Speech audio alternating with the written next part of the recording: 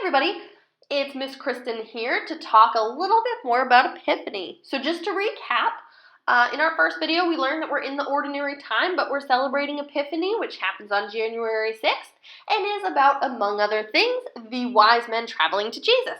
Now in our last video we learned about how the wise men were considered kings, but they were also considered really smart. There's a lot of legends. Were there 3 of them? Were there 12 of them? Were their names Balthasar, Melchior, and Gaspar? Did they come from India, Arabia, Persia? We don't know.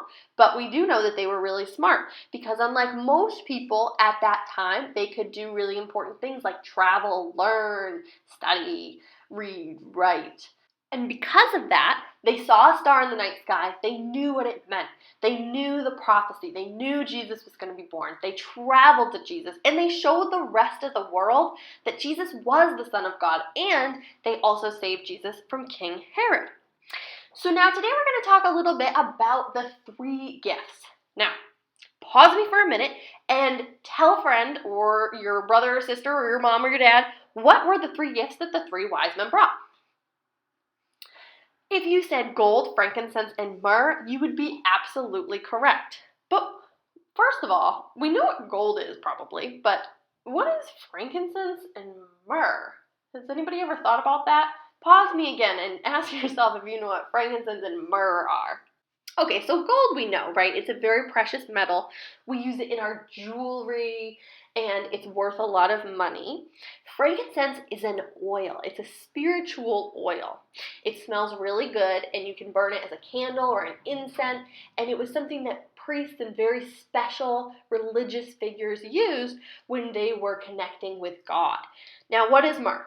Myrrh is an interesting thing. It was used for a lot of things, but one of the big things it was used for, and it's not always a fun thing to think about, but when people died back in ancient times, it was used to embalm the bodies. What does that mean? Well, think about mummies. When people used to make mummies or they used to put people in tombs or whatever, the bodies had to be preserved so that they wouldn't start to decay. They used special oils like myrrh to save the bodies.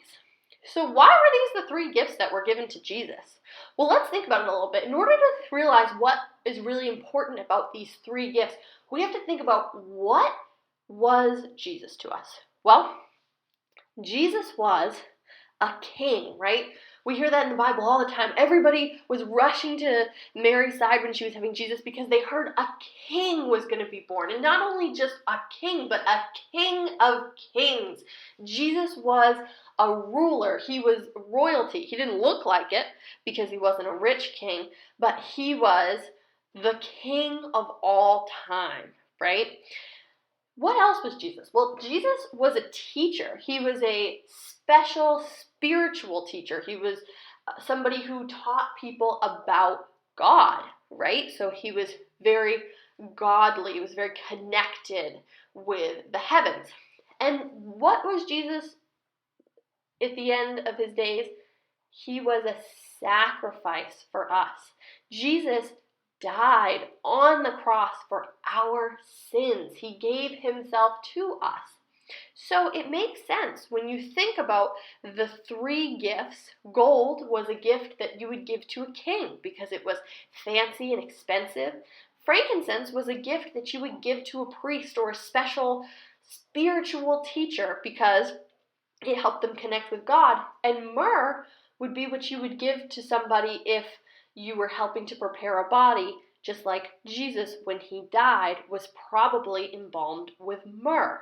So these 3 gifts are actually really big symbols of not just what Jesus did for us, but the way his life went, right? That's why we say it in that order: gold, frankincense, and myrrh. He was a king, he was a teacher, and then at the end, he died for us. So that's why those 3 gifts are so important. So the next time somebody says, "What's myrrh?" Well, you now have an answer. So in our next video, we're going to move on from the wise men, and we're going to talk a little bit more about Epiphany and what other things that Epiphany celebrates.